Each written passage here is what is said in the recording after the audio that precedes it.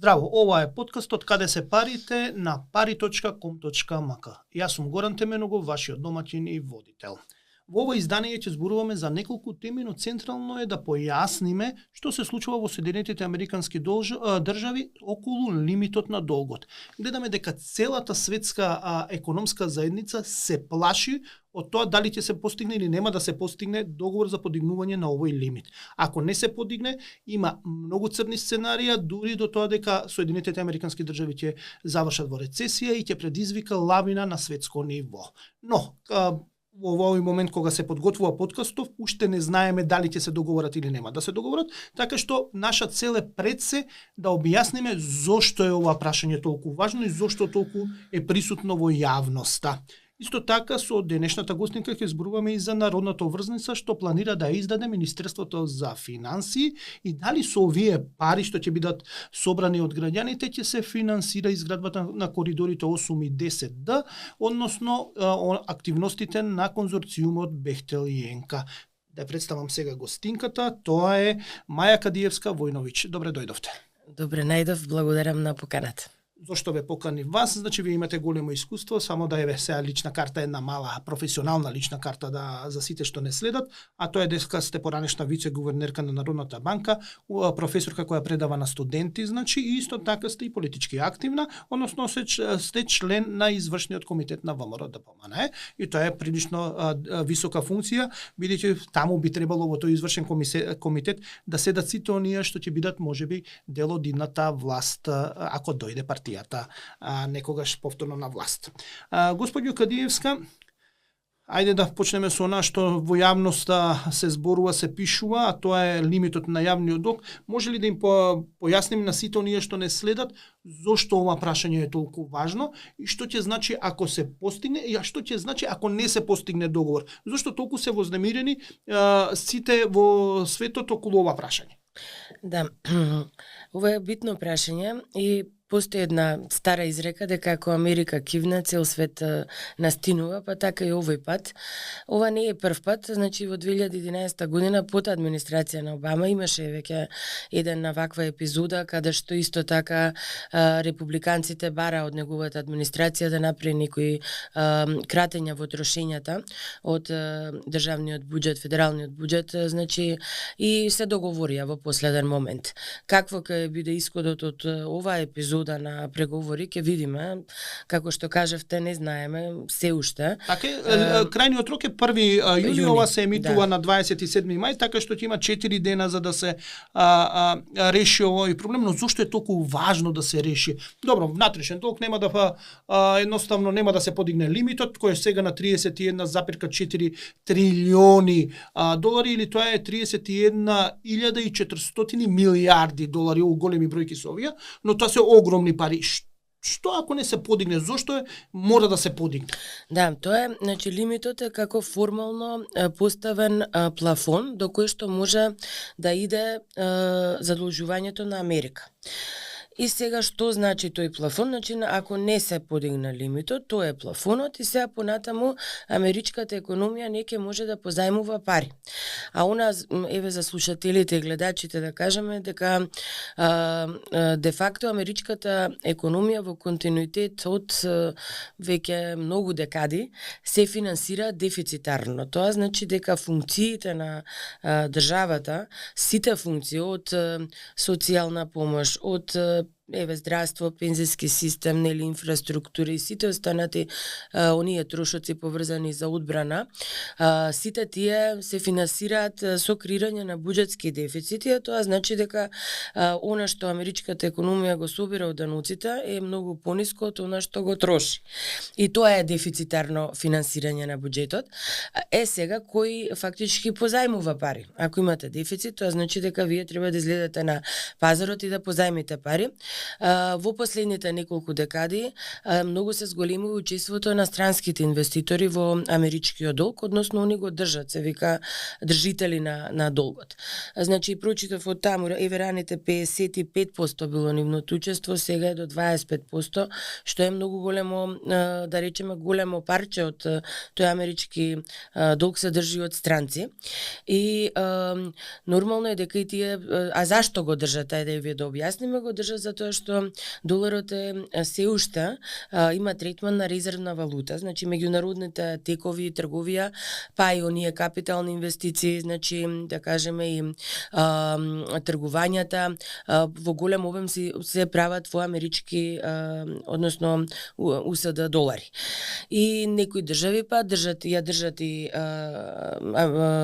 американската валута заради тоа што и така се хеџира тој валутен ризик да не им се случи намалување на вредноста на сопствената валута, значи тоа се причините зашто го држат. И сега нормално дека многу од овие 25% што кажав долг од овие 37,4 трилиони долари се во рацете на околу 7,3 трилиони долари се во рацете на странци.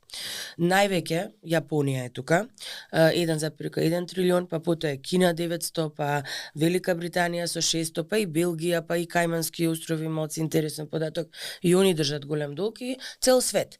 Впрочем, да, и ние на времето, јас као вице-гувернер, значи задолжена за девизните резерви, значи многу централни банки исто така инвестираат во значи државни харти од вредност во САД. Ајде сега уште еднаш да појасниме, значи собираат мал дел од даноците, односно собираат можеби 100% од даноците, но тоа не е доволно да се финансира државата, Соединетите американски држави, односно потребите на таа управа. Значи не може војска, сите оние социјални програми што се за да не може да финансираат со даноците што ги собираат, значи не и почнуваат да емитуваат, да се задолжуваат. Се задолжуваат делумно во странство, рековте 25% странци, остатокот на домашен пазар.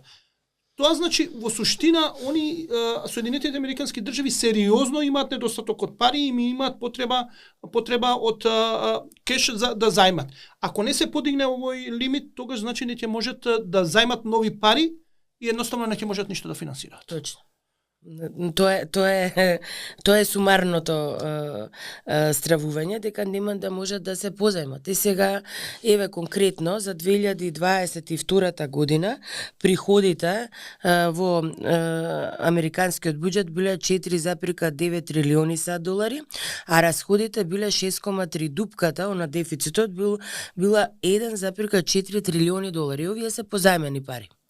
Сега што значи? Ако немаат можност да се позајмуваат, значи пошто го имаат постигнато плафонот, тога значи дека дел од своите обврски кои ги имаат превземено, а тоа се обврски, знаете, Медикер, Медикат, после имаат социјална помош, имаат еве трошоци за одбрана, така, па и капитални, транспорт, едукација, сите оние функции на државата, и плюс оние плаќање на долг. Плаќање на долг се главница, кога ќе достаса, и плюс плаќањето за каматите. Пошто во америчката економија тоа е стравот, од платите на каматите кои што влегуваат во буџетот, во ставката на трошоци се многу високи.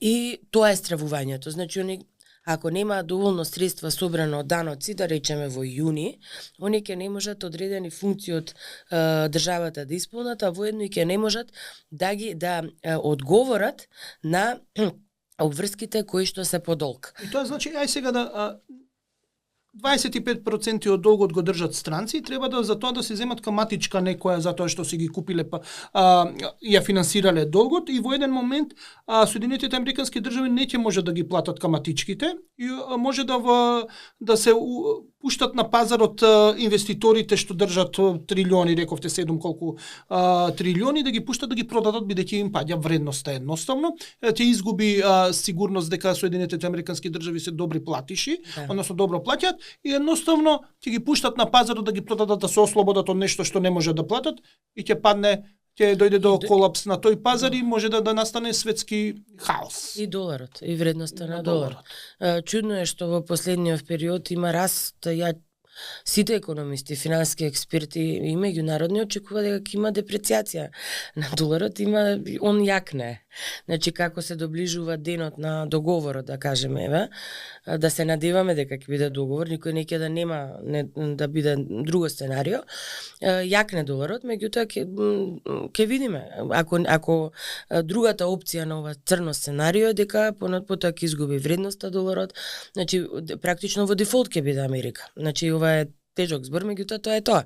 Во дефолт, како што беше Грција. Грција 2014 година практично беше во дефолт, да не Што ќе се случи? Што значи тоа? Имаме ли представа што би значило се тоа? Тоа е многу страшно и сега ќе ја цитирам Дженет Јелен, она е министер за финансии, така е. Она предупредува цело време овие денови. Дженет Јелен. Од јануари до душе предупредува. Она беше бивша гувернерка на ФЕД, сега е министер, и вика тоа ќе има далекосежни последици и ќе влијае харм, значи ќе повреди, да кажеме, американската економија, потоа значи живењето на сите американци, и вика ќе има последици врз глобалниот финансиски систем, односно врз глобалната финансиска стабилност. И сега тука одма што би било повредувањето на целата економија, ќе завлезе америчката економија во рецесија. Зашто? Пошто ако не исплаќа одредени функции кои што ги има превземено, што значи да не исплаќа, да кажеме, за едукација или да не исплаќа, да кажеме, за транспортни услуги или некои услуги кои го обезбедува државата, да не исплаќа на приватен сектор, тоа значи нема да добие приватниот сектор пари. Значи тоа е лавина. Потоа вика живењето на сите американци. Значи тука ќе има последици не само на пазарот, прво што ќе реагира, нели, америчката берза, знаеме, и ќе видиме намалување на акциите, на цените на акциите, меѓутоа тука ќе има последици врз целиот банкарски сектор, врз каматните стапки, значи кои што може парите, на пример, може да ги фати паника во тие моменти. Така, и може да исто тоа да има ефекти врз каматни стапки на хипотекарни кредити и тука врз пазарот на недвижност. Значи тоа се големи последици врз домашната, се збориме, нели, америчката економија, меѓутоа од друга страна замислете Америка да не ја плати на Кина или да не плати на Велика Британија достасан долг. И затоа го повикуваат Пауел, тој е сегашен гувернер на ФЕД, дека пак ФЕД треба да скокне со ликвидност и сведа, меѓутоа не е тоа. Значи да, ФЕД ускокнат за онаа глобална финансиска криза многу, тогаш со тие QE, односно тоа квантитативно олеснување, програма која што траеше еден подолг временски период, па кратко Пауел ја прекина, па Трамп го повика да ја врати. Сега го намалува билансот, пошто билансот на ФЕД порасна неверојатно, меѓутоа не може ФЕД самиот да ја реши оваа криза. Он може да смири во еден известен период ова вие што викате, ако инвеститорите се сака да се отарасат од америчките хартии, ќе смири, ќе ги откупи ФЕД, ќе ги стави во свој биланс, само ова не може да трае до недоглед. И затоа е многу страшно и ќе има реперкусии ако не се договорат и врз глобалната финансиска стабилност. Значи потреси и на финансиски пазари и во банкарски сектор. Јас се надевам дека ќе се договорат, нели? Јас се надевам ова кога ќе се емитува, кога се емитува премиерата е на 27 во 22 часот вечерта, значи на YouTube, кога ќе биде премиерата, значи веќе ова кога ќе го гледаат сите оние што не следат, дека веќе ќе биде ова, само ќе знаат што можеше да се случи и дека не се случило. Да. И ако нема решение, значи до тогаш сите треба да се плашиме дали до 1 јуни ќе има решение, бидејќи 1 јуни е моментот кога мора да се постигне договорот. Ако нема до тогаш може да банкротира, мислам да биде во банк. Тоа е црното сценарио кој е помалку веројатно, нели така викаме.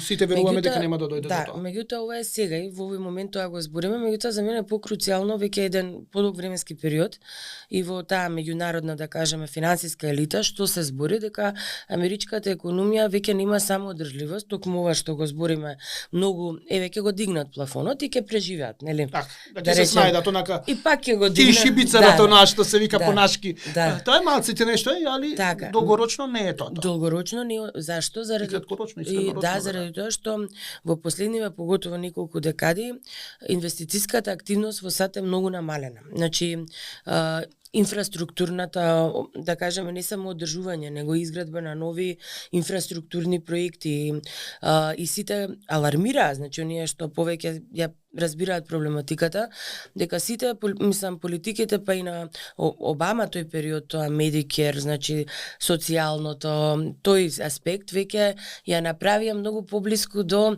некоја социјалистичка економија отколку пазарен, односно капитализам. Зашто?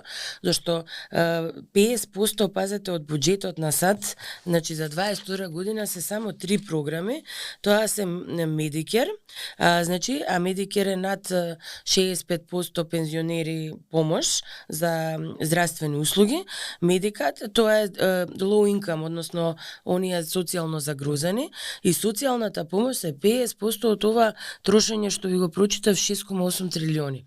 Тоа значи дека они во последниот период ја гледаат многу социјалната компонента. За мене, јас ја сакам многу Америка, беше пример на држава во која што сите може да успеат доколку се квалитетни, доколку имаат квалитетна идеја, значи односно се предприемачи, доколку се квалитетни во школа, па ако ќе се докажат и има простор, меѓутоа самиот систем некако веќе како да се еродираше во последниве години со на социјална компонента, еднаквост на, нели, да речеме, на американци и останатите кои што се во Америка, така да и самите американци се свесни дека нема одржливост на системот. Тоа е на долг рок, додека другиот свет, другиот дел од светов, се збориме истоков, како што е Кина, па Индија, веќе имаат една тивка таква добра стратегија и го земаат предимството во глобални рамки. Значи, у крајот, тежок збор е тоа, меѓутоа праќа, јас памтам 99-та бев на коледж за англиски, значи околу мене беа само кинези и јапонци. Значи, сега тие завршија, потоа малце поработе у америчката економија, патентите, лиценците, ноу-хауто го пренесо у домашната економија. И затоа последниве 2 декади Кина и некако добива на тежина со една тивка стратегија, додека ми е криво што америчката економија на јака, која што сите ја цениме, ја сакаме и знаеме како дека на пазарни основи е најубаво да се изгради една економија, веќе го нема тој примат. Подготвувајќи се за овој подкаст, дојдов до податок дека од 2017 до сега лимитот е зголемен за 50%, односно од 20 трилиони на 31,4 трилиони. Кога ќе се види тоа е 50%. Во однос. Тоа е огромно зголемување. За само 6 години, 5 години, 6 е сега. Мислам, има ли излез од се во ова? Дали до кога може да се оди вака? И колку, бидејќи рековме, Америка е стожерот на онаа развиени економија, околу што гравитираат економиите кои што ние па гравитираме, ние сме многу малецка економија, но например еве Германија влезе во четвртокот во рецесија, ако се случи во Соединетите Американски држави оваа неизвестност да ескалира, тоа ќе се одрази уште повеќе на Германија, штом се одрази на Германија, тоа се одразува на нас, тогаш ќе биде лудница, што се вика народски кажано, не ќе ни се повтори веројатно 2008-2009, али со пострашни последици. Што може да се направи, нешто да се има ли идеја, има разни сценарија околу себе ова? Многу е поразлична ситуацијата од 8-9 со сегашнава ситуација. Пак ќе се вратам, тогаш овој другиот дел од светов не беше баш толку гласен. Сега веќе Азискиот блок и БРИКСот прави пандан на ММФ и Светска банка, да кажем. Имаат такви пандан институции кои што, нели, видовме дека БРИКСот со Кина, БРИКСот, односно Бразил, Кина, со национални валути, да. Ќе разминате, ќе биде со нивнина. Они пополека, јас и тоа мислам и колегиве мој од Народна банка во делот на девизни резерви го знаеа, кои идевме на тие меѓународни конференции, веќе не прашува дали инвестирате у јуанот, односно во ремимбито, тоа е кинеската валута, ние меѓутоа имаше озбилни банки како UBS и големи кои ги почна изложеноста и кон националната валута на Кина. Сега што може да се направи? Значи јас и убаво памтам исто така во Фед Нью-Йорк, значи самиот човек кој што го креираше ова QE ни објаснуваше како било тој брейнсторминг, како одма биле респонзивни. Тоа е добра америчката економија, е многу брза. Значи многу е респонзивна, отворена за идеи и да санира. Меѓутоа мислам дека ги истрошени се сите идеи. Тоа е работата.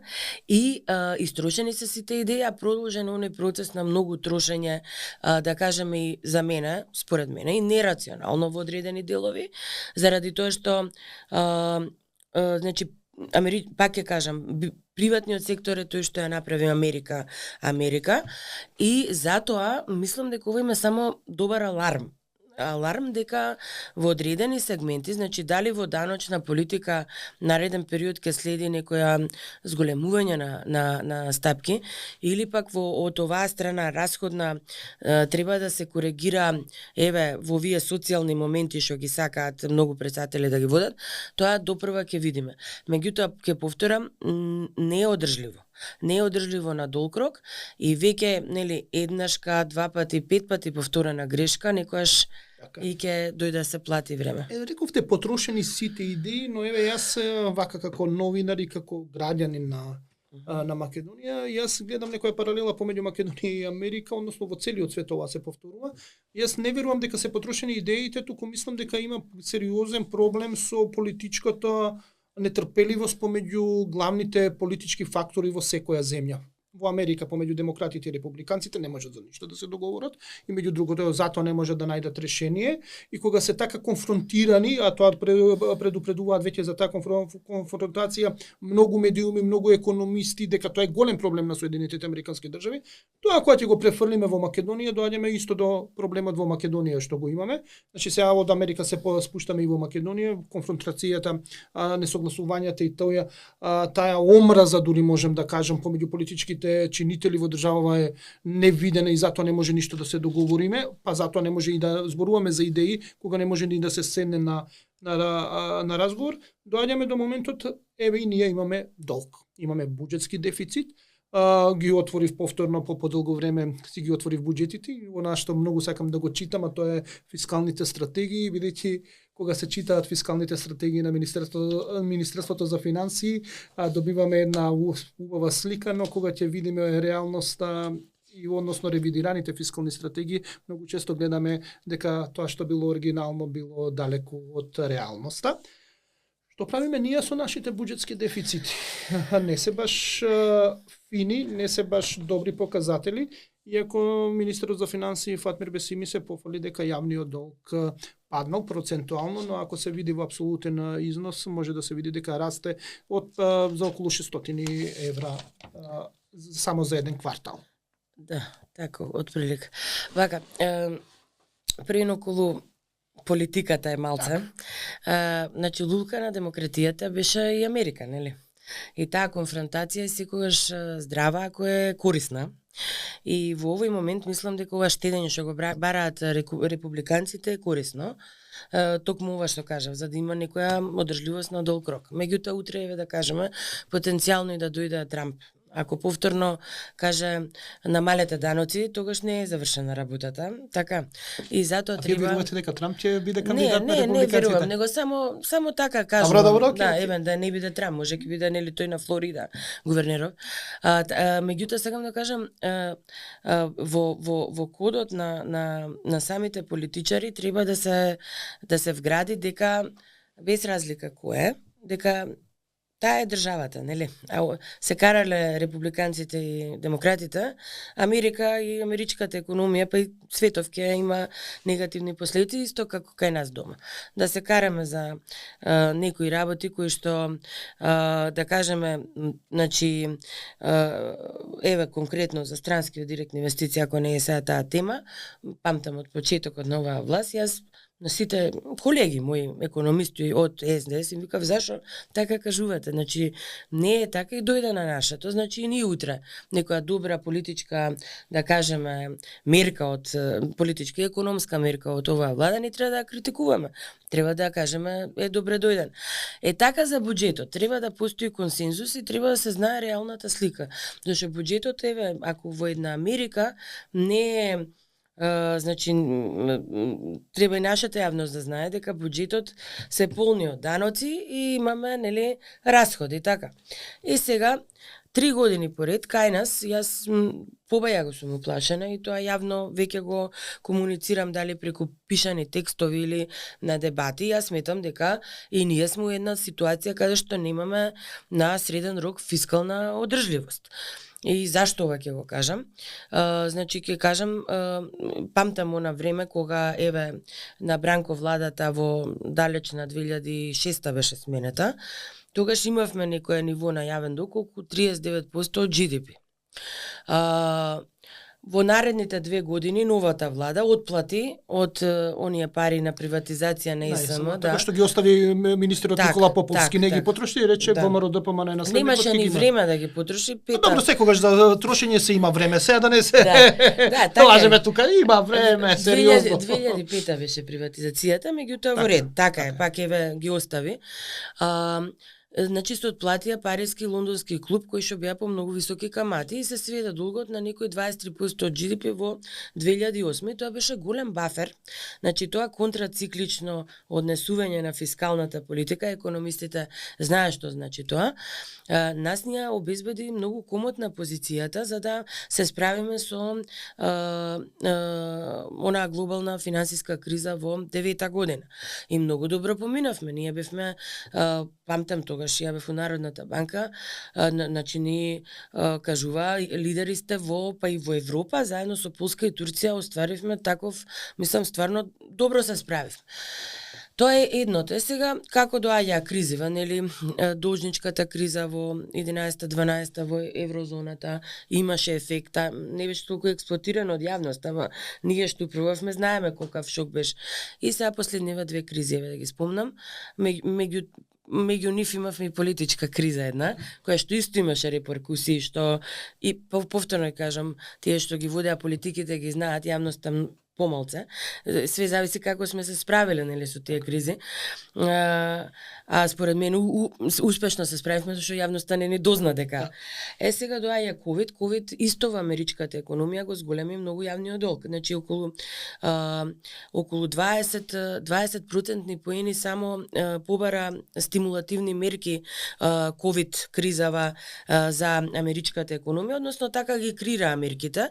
Мене ако ме прашам, мислам ја не бев полиси мейкер, меѓутоа многу идеја на потрошувачка, која што на крај гледаме што направи, инфлација не доведе во светски рамки.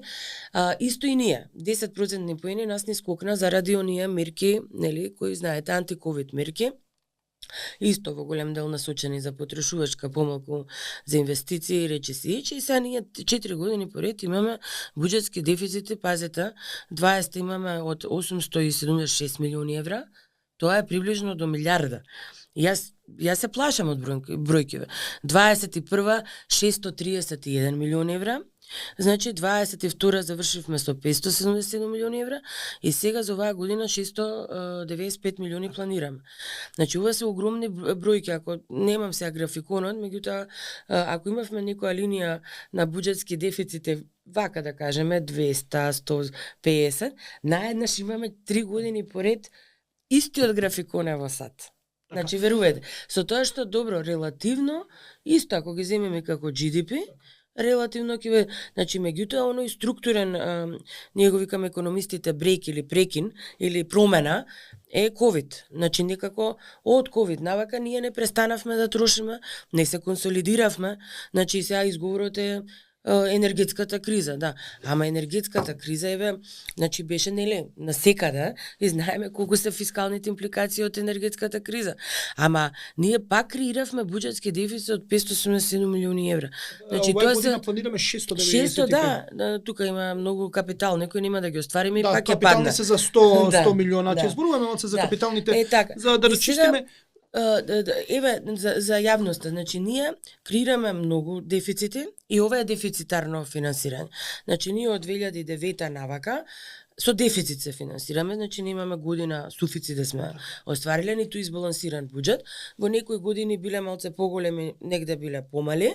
Меѓутоа последниве 4 години ние екстремно креираме дефицит и затоа јавниот долг ни иде многу. Само да им објасниме на сите што не следат дека дефицитите се во суштина новото задолжување, кумулативното. Значи тоа е, ајде да бидејќи не ги пратат сите буџетите, имаме приходи, имаме расходи. Приходите колку ќе собереме, расходите колку планираме, односно ќе потрошиме. Разликата помеѓу приходите и расходите е дефицитот. Односно тоа што ни недостасува, а ќе го потрошиме и за да го финансираме се позајмуваме пари. Суштина тоа е дефицитот е ново задолжување. Точно и секој дефицит се додава на претходното ниво на јавен долг. И така иден овакво и тековно ние 8,3 милиарди евра од за гледачите 2005 ќе ја земам како година не бил околу 2 милиарди. Сега ние 8,2 милиарди. Тоа се високи бројки, сега ја малце пак суштината и ја не сакам да зборам во моментов, него ќе направам една паралела вие како што ја почнавте со америчката економија. И сега нели читајќи за дали ќе се договорат или не, викаат имаме околу 4 недостатоци американци.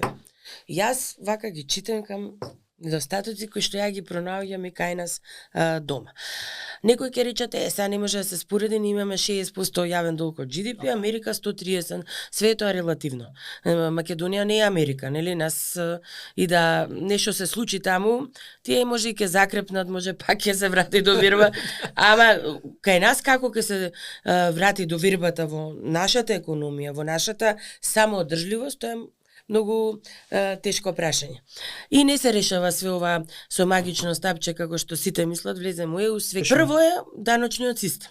Значи, дали доволно ние собираме даноци? Прашањето е. Ние не собираме многу даноци. Јас скоро бев во еден проект, сега ќе има конференција на истата тема. Општинските финансии. Значи, 81 општина се у Македонија. Значи, анализирани се буџетите на 81 општина и кој е заклучокот?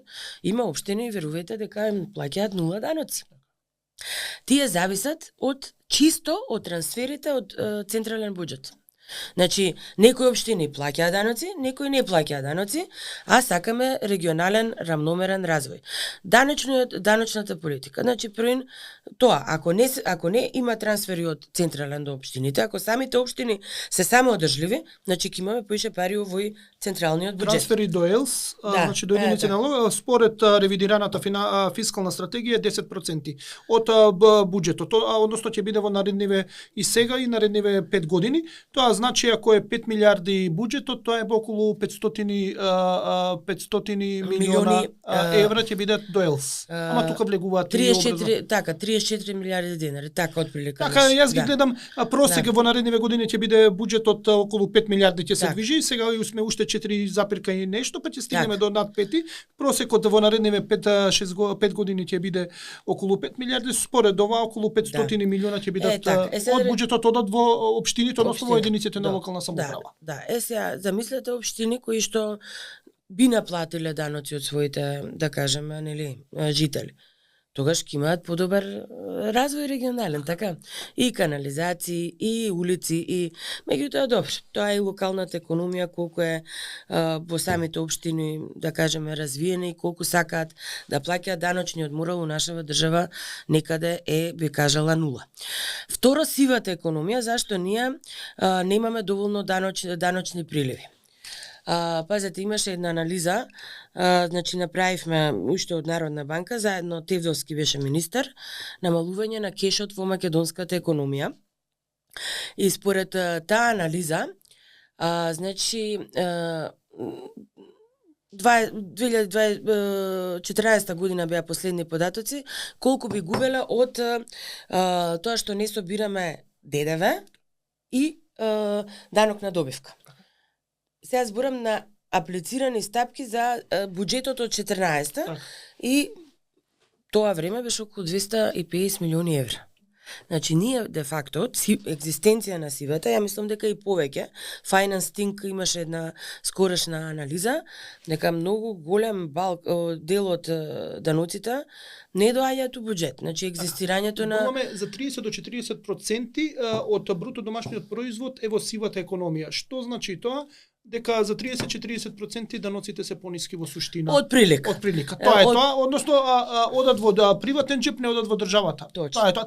Тоа е некоја груба математика што не се знае, не е измерена екзактно. Се од 30 до различни институции одат, но до 40%. Да, 40% од GDP ако е 10 милиарди, колку е тоа? Значи на 4 милиарди 10% од сетото 400 милиона Тоа е многу е просто математиката како одиме со 10, не е 10 околу 12-13 милиарди. Да, ефективна е 11%, да. Точно, значи ние губиме во буџетот сега ако така гледаме со повисоки бројки на сива економија околу 400 милиони. Нема да ги имаме овие буџетски дефицити, така? Така. Значи ние ќе може да трошиме и нема да имаме да крираме дефицити и ќе бидеме самоодржливи. Тоа е првата заедничка работа со америчката економија, зашто и они викаат даночниот систем е generous како кај нас и дека фактички не се оданочува све и знаеме. Многу корпорации изнесуваат, нели, пари не се оданочува. Второ вика и healthcare, односно здравствена грижа. Америчката економија плаќа 2 пати повеќе од развиените останати економии. Например, $12,000 по човек, а еве за споредба Германија $7,300 по човек. И ние имаме огромни трошоци за здравство. Од прилика оваа година се 38 милиарди, тоа е околу 620 милиони евра. 620 милиони евра од нашиот буџет идат за здравство. Тука зборам набавка и на стоки, услуги, целата она, нели? И зборам за оние трансфери до ФОД, односно фондот за... Тоа е голем товар на државниот буџет. А од друга страна, и американци викаат, ако плаќаме највеќе за здравство, немаме добра здравствена заштита. Исто и ние. Плаќаме голем дел од буџетот за здравство, а ние никој не е задоволен од државнава... Да. Третиот момент, демографските промени. Значи, многу битен момент. Значи, оној бејби бум што беше кои таму, 60-тите, да. До 70-тите, така. Бејби бум генерација. Да, американци без 5 деца не можеш у фамилија да се сретне, сега веќе тоа го нема. И вика, значи, едно е тоа што стапката на наталитет е ниска, исто во Македонија. И ние, ако видите, Завод за наша статистика има податоци од 31 година, многу интересно, од 1931 на стапка на наталитет. И ние, од не знам колку деца на 1000 жители, да речеме, таму беа 17 на 1000 жители, ние сме до 9 или не знам деца на 1000 жители. Значи стапката на наталитет исто кај нас е во паѓање и тоа во слободен пат.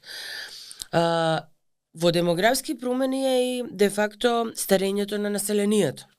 И јас на неколку пати исто така текстуално вака по дебати, зашто е тоа многу битно? Значи ние старееме како нација, односно учеството на лицата постари од 65 години се зголемува во вкупното работно способно население, што значи нас ни старее населението, а помалку имаме работно способно население кое што треба да го издржува ова зголемено трошење за постари.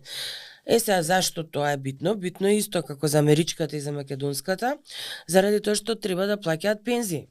Така, значи пензискиот систем кај нас, знаеме, дебата е дека нас пиом ние во многу голем дефицит и де факто прима трансфери од со придонесите не може да се покрие за пензиско и затоа има трансфери од централен буџет. Потоа, значи, старењето на населението исто и поврзано со здравството. Ја гледам табелата, морам за сите што не следат, например, што не гледаат и не слушаат, само да од буџетот социјални надоместоци, значи колку проценти од буџетот е 53%. Од буџетот се за социјални надоместоци. Така. Ето е тоа. Само да им појасниме на сите што не следат. Ние во 2022 година имавме вкупни расходи 4,5 милиарди евра и само за гледачите за пензии беа 1,3 милиарди. 500 милиони се плати на јавна администрација, 200 милиони е социјалната помош, што расте, екстремно расте, и таа бројка исто треба да се види зашто толку расте, нели викаме сиромаштија се намалува. Ако се намалува. И се зголемува вработеност. И се зголемува, да оди малце пообратно. Обратно точно. Бидејќи ако да. тоа е интересна тема, треба да се анализира сега. Точно, оваа сума вие што кажете, 1,3 милиарди пензии, здравство, тука се тие социјални исто трансфери 600, тоа е еве испаја со овие 200 милиони. Ова испаја е колку кажавте вие? 53%. 53%, тоа вие 4,5 милиарди. Плюс на тоа додадете јавна администрација, плюс токи за услуги, плюс останати трансфери едно и таму све и свашта има. И значи нас ни остануваат многу малку пари за капитални инвестиции. Не, таа министерот за финансии вика дека не е така, дека сега ги зголеми на 795 милиони, дека ќе се реализира и затоа е добро што имаме по подолго време буџетскиот дефицит е понизок од капиталните инвестиции и тоа значи дека сите задолжувања ќе одат за капитални инвестиции, значи и плюс од буџетот ќе додадеме 100 милиони, односно тоа е развоен, значи тоа го кажа на брифинг министерот за финансии. Не го кажа исто. Добро го кажуваат сите министри така. Не го кажа. Нема министер што не су го слушал оваа, го ги слуша веќе околу 23 години од кога следам финансии, мислам министерство за финансии. Златното правило ќе важи, односно задолжувањето е само за капитални расходи. Не е точно, имам еден многу фин графикон што штета што не го земав, каде што токму тоа се гледа. Значи прво имам структура, значи во столбчиња на трошење. Сум го работел и јас истото. Така, тоа е сменета играта во 2015 година.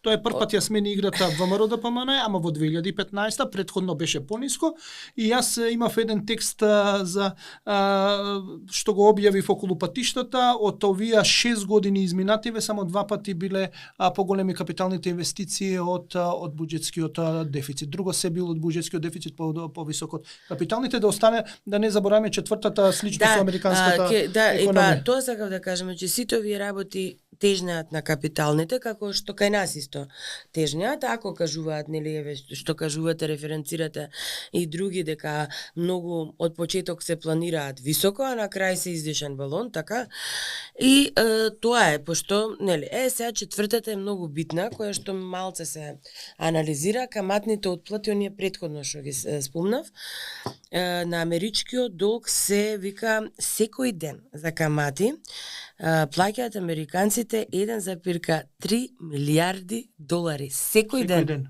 Месечно 30 милиарди Како долари. Како тоа е на годишно, да. 30 месечно на годишно.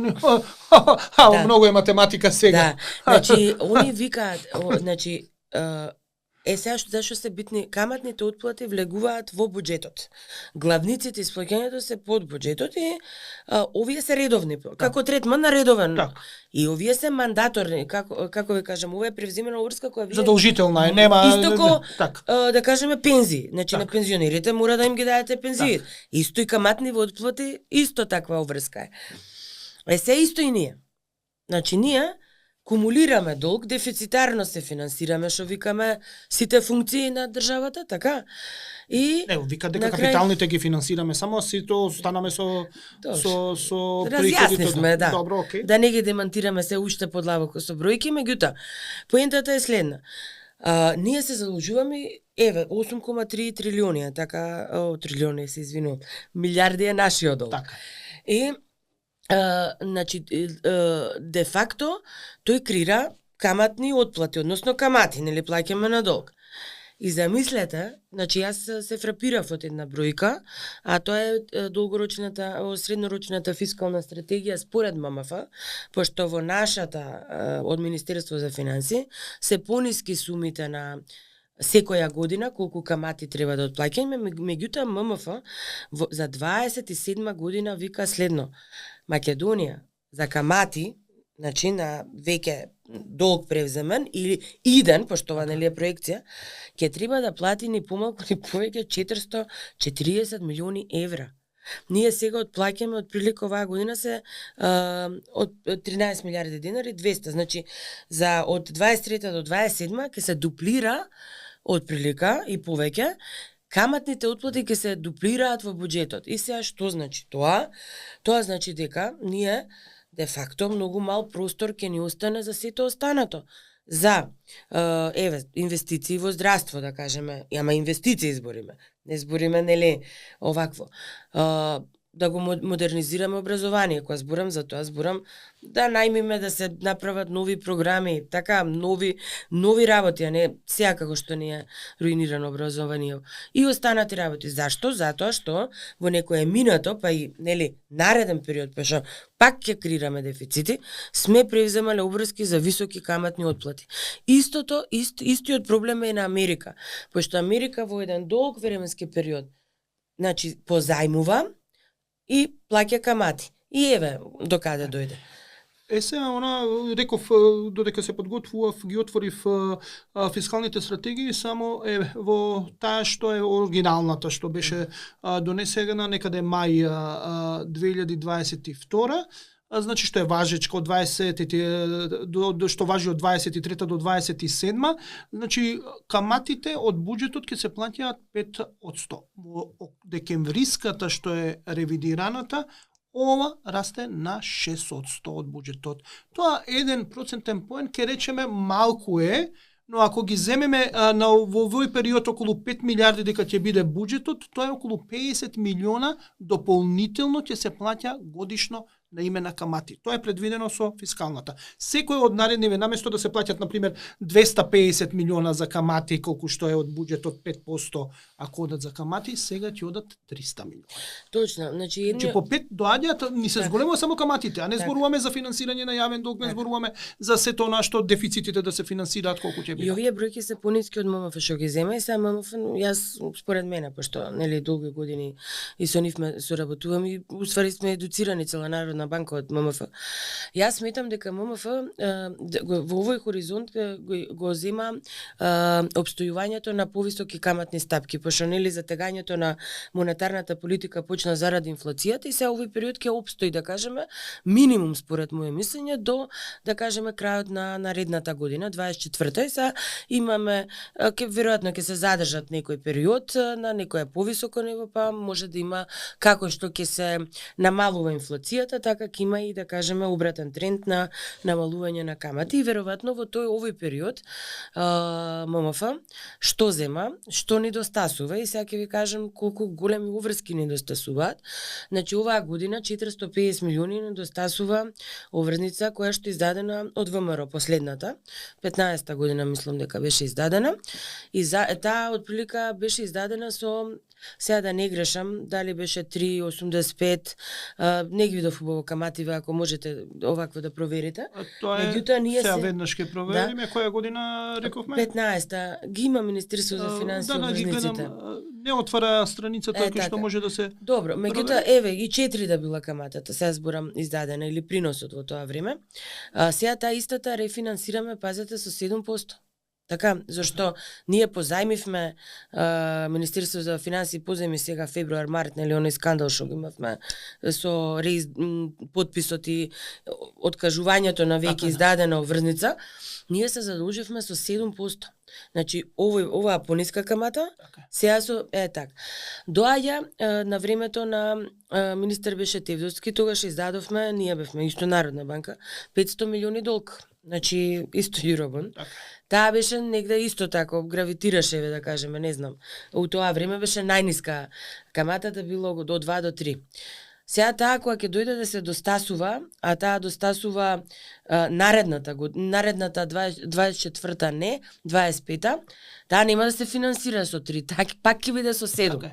Значи поентата е ние ќе се овие постоечки обврски што ќе имаме товар со каматни стапки, а камоли и овие нов долг.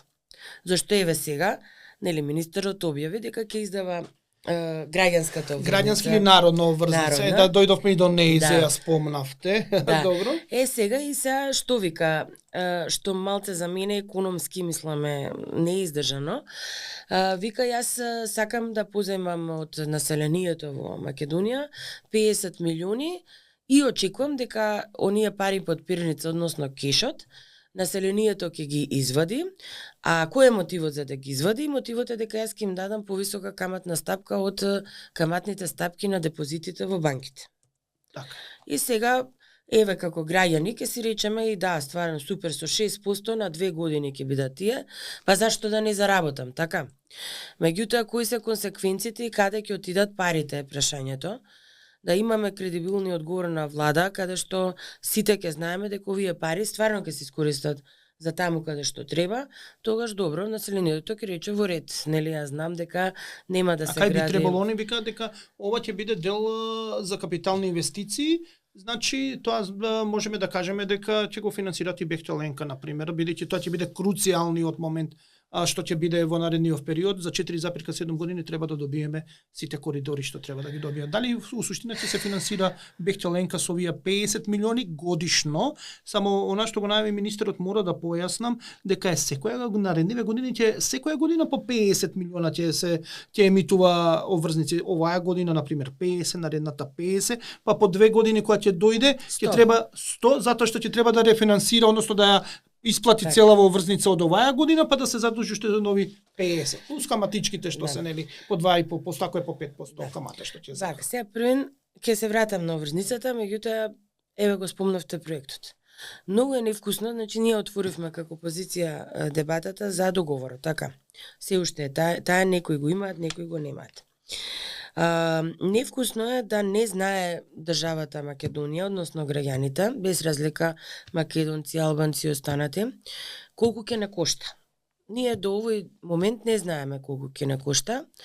Иницијалната сума беше 1,3 милиарди евра и потоа викаат 1,7, наеднаш порасна. Ние сметаме дека со ние сите превземени обврски ќе надмина 2.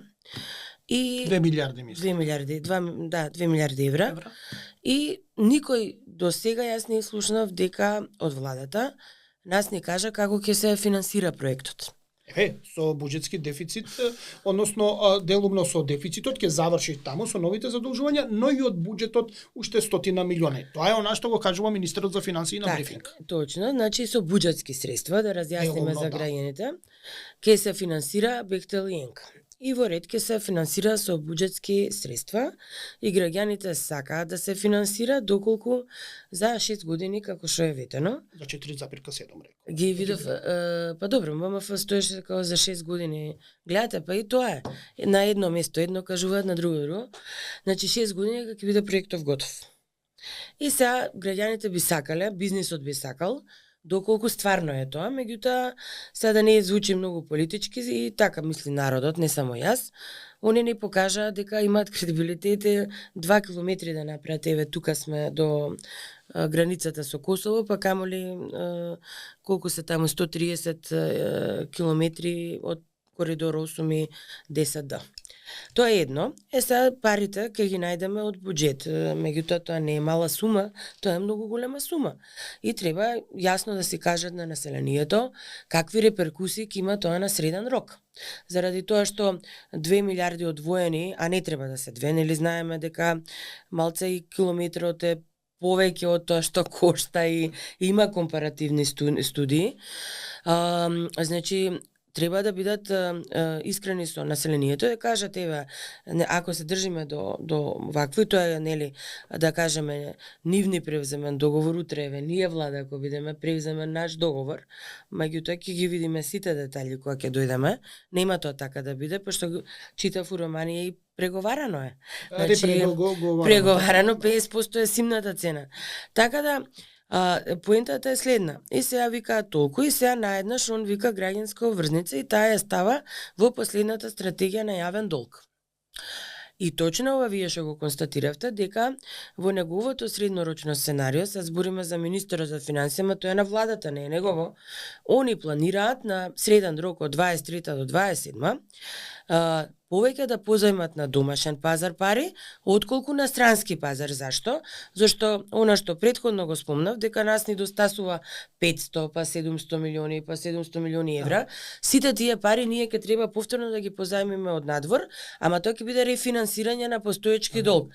И овие нови дефицити, он вика ќе ги позајмувам ја од домашен пазар. И ја вака прв пат кога ги видов, пошто ги пратам стратегиите, каде јас на пример знам од прилика кој инвестира на домашен пазар и се уште инвестираат и тоа е окей, сите држави имаат домашен развиен пазар, ние само немаме ни резиденти со на домашна валута влез. Значи најголеми инвеститори се банките, веќе се пензиските приватни фондови, 3 имаме такви, тие се веќе над учеството на банките, има осигурителни компании, тука инвестира и фондот за осигурување депозити, да не го чува кешот, исто така правни лица многу помалку и физички лица. Значи пазарот е отворен и сега за физички лица, и затоа е само пиар стратегија и кампања, не е ништо ново. Граѓанската веќе постои на некој начин и физичките лица исто можат со останатите институционални инвеститори исто така да се инвестираат во пазар на 2004 е формиран и тогаш во тој период кога се формираше тогаш пазарот домашен на харти од вредност, имаш инвестиции на физички лица. Па едно време не инвестира и сега ако гледате податоци најнови, од почеток на година до март, значи во првиот квартал, имаме 1,8 милиони евра инвестиции на физички лица во домашни харти од вредност. А она што јас го имам како информација дека последнава издадена Eurobond на странските пазари, пошто тоа е дозволено веќе и нашите резиденти може да купуваат, значи странски па и домашнава да купуваат преку банки, брокери и слично. Значи веќе имаат инвестирано и во ова што издадовме, ова сегашното од 500 милиони. 500 милиони по така да ова 6,75. Да, ова ништо не е ново. Значи и сега можат по тие истите услови, например ако за значи ќе извлече сега Министерството за финансии дополнителни пари од нас граѓаните. Ќе се случи ли граѓаните 10.000 е минимум учество, 10.000 денари е минимум учество да повлечат од депозитите што ги имаат во банките и да ги дадат за оваа народна обврзница. Дали може да се наруши малце и банкарскиот сектор? Јас значи мене ми е чудно што и гувернирката не алармира.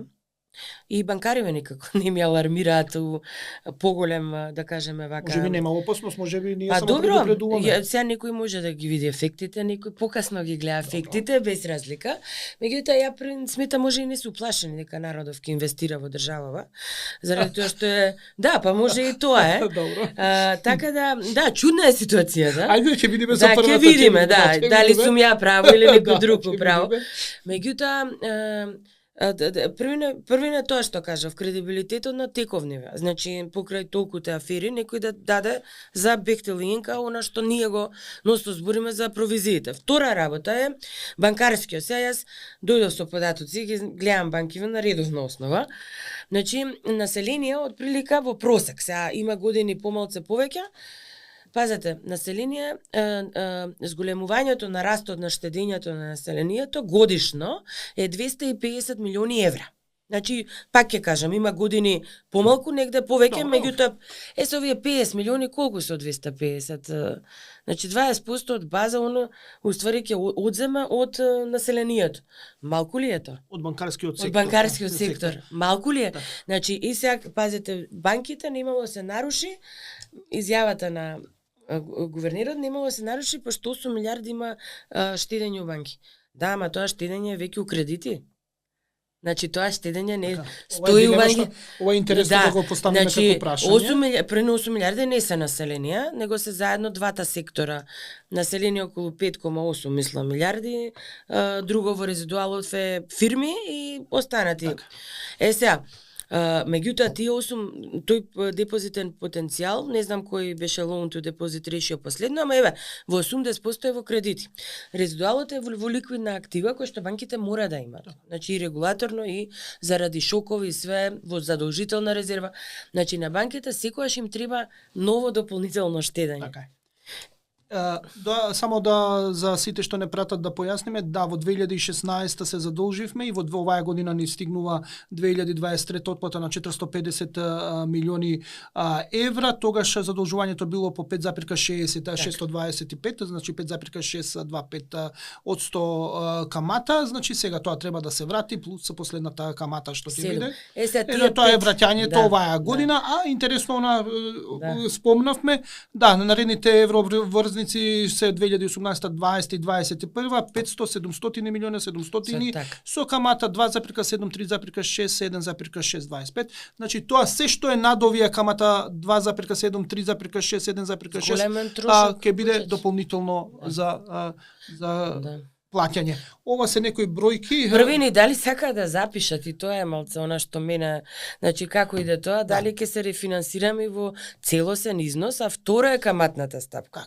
Значи тоа и оваа 5.7, само да референцирам, сега ми текна, беше она славно писмо прв пат у историја некој од опозиција тогашна, што го праќаше да не именувам. Добро. И затоа ја наруши пазарната каматна стапка во тој период. Така. Да. Доаѓаме тука до крајот, имамо уште едно прашање. Значи, напомнав дека и политички сте активна, значи учествувате во извршниот комитет, тоа е она тело кое што може и да се каже влада во сенка што би било на ВМРО ДПМН ако дојде на власт. Имате ли амбиции да бидете гувернерка или да бидете министерка за финансии? Дали имате такви амбиции? И ако имате за првото, например, за гувернерка, се воспостави една многу добра пракса, прв пат во, колку што се сеќавам, ја може и да грешам, дека актуелната гувернерка е избрана со поддршка и на опозицијата. До сега секогаш се одело на сило тој што е на власт, си го туркал својот кандидат и со 61 како оди изборот го бира и беше многу секогаш мачно бирањето на гувернер, но овој пат има консензус, значи и од СДСМ, и од ВМРО ДПМН, и од ДУИ, едноставно имаше консензус за ова. Дали ќе продолжите таа пракса, бидејќи тоа е добар сигнал на крајот од денот? Добро, сега таа пракса покажала демократски капацитет на тогашна опозиција во еден состав, да кажеме, односно на опозиција на ВМРО, така. Покажала дека ВМРО е спремно да поддржи и друг кандидат што не е, да кажеме, толку, да кажеме, близок со ВМРО. Дали таа пракса ќе се продолжи, се зависеше од самиот гувернер. Дали има добри или лоши резултати во работењето и ќе има оценка. Мислам, секој може да оцени работата и по неколку параметри кои што се клучни за монетарната политика, тоа е инфлација, стабилност, банки и слични работи. Тука не се мешам, тоа е значи поголема работа на раководство и ниту би сакала да се мешам. Тоа е моја бивша колешка, мислам работевме до вчера. Да не збориме персонално, збориме за војнина, ова е веќе избрана, значи војнина. Збориме за продолжување на Ако има некој кандидат кој што стварно, нели, може да и има кредибилитет да направи тоа што треба, зашто да не? Не, тоа значи, а во случај да дојдете на власт, дали ќе послушате опозицијата и опозицијата да рече овој кандидат не, но овој да најдете заеднички, да се потрудите да најдете заеднички јазик. Зашто да не? Јас мислам дека у Македонија недостасува дебата. Значи не недостасува дебата и да седнеме на маса со и СДС. Значи нас еве политички опоненти од македонскиот блок ние е така и СДС. ДУИ си е со албанциве, треба се. Меѓутоа во недостасува таа, да речеме, конструктивна дебата. Зашто да не? Значи секогаш сум за тоа и секогаш пак ќе кажам, сум за добрите идеи да се поддржат и секој да се евалуира според тоа што постигнал и кога постигнал. За ова што ме прашавте, ќе видиме, ќе си покаже времето. Јас сум се задоволна и тековно како течат работите, а инаку она што сакам да помогнам е токму ова. Денеска јас и вие што го зборавме, оние теми што малце се подзаборавени од многута така експерти, ја малце сум гласна, кажував дека експертите на времето беа погласни, ма сега например ги нема за јавниот долг, за буџетот, некако не ми прават паника, а паниката е тука. И сега не дека јас од опозиција зборам, и да бевме у влада. Ја паничам и во време на ВМРО, да помана и сега си паничам. Ама тоа е здраво, тоа е здраво. Тоа е значи дека ние вистински ја сакаме државата и вистински сакаме на долг рок да видиме резултати. Значи, здраво е да се паничи во секоја лоша политика и здраво е да се укаже на сите лоши работи. И здраво е да се пофали добра политика. Така да, еве, на неколку дебати бев со Јово Деспотовски, ме праша за новите инвестиции, реков супер. Камо така да они беа, викам супер, нека доаѓаат странци, нека трансферираат, за СДЕ и некој има плана маеве се задржавме Соединетите Американски држави, нашиот долг и сето тоа. Значи, се гледате или не се гледате во политиката на некоја функција? Ке видите скоро. Добро, ви благодарам многу што бевте дел од овој подкаст. Благодарам, ми беше задоволство и така, непосреден муабет за економија, сепак стручен доволно да задржиме јавност и интерес. Се надевам дека ќе им биде интересен, малце е поспецифичен, малце е по посо бројки, значи не е онака за да се седне и некој лесен муабет да биде за да не, но се надевам дека ќе не следат, бидејќи сепак ова е тема што јас сметам дека треба да биде во јавноста присутна. Ви благодарам уште еднаш.